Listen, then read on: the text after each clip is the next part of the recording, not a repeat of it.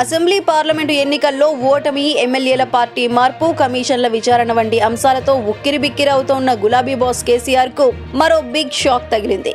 తాజాగా మంత్రి సీతక్క కేసీఆర్ కు లీగల్ నోటీసులు పంపించారు. పరోక్షంగా మంత్రి సీతక్కను ఉద్దేశిస్తూ ఇందిరమ్మ రాజ్యం, ఇసుకరాళ్ల రాజ్యం అంటూ పార్టీ ట్విట్టర్ అఫీషియల్ హ్యాండిల్లో బీఆర్ఎస్ పోస్టులు పెట్టింది. ఈ పోస్టులపై తీవ్ర అభ్యంతరం వ్యక్తం చేసిన సీతక్క బీఆర్ఎస్ అఫీషియల్ అకౌంట్ కావడంతో దానికి బాధ్యుడిగా ఆ పార్టీ అధ్యక్షుడు కేసీఆర్ కు లీగల్ నోటీసులు ఇచ్చారు. తన ప్రతిష్టకు భంగం కలిగేలా సోషల్ మీడియాలో విష ప్రచారం చేస్తున్నారని మండిపడ్డారు. నిరాధార ఆరోపణలు తగవంటూ హెచ్చరించారు. తనపై చేసిన తప్పుడు ఆరోపణలకు గాను తక్షణమే కేసీఆర్ క్షమాపణ చెప్పాలని లీగల్ నోటీసులో సీతక్క డిమాండ్ చేశారు.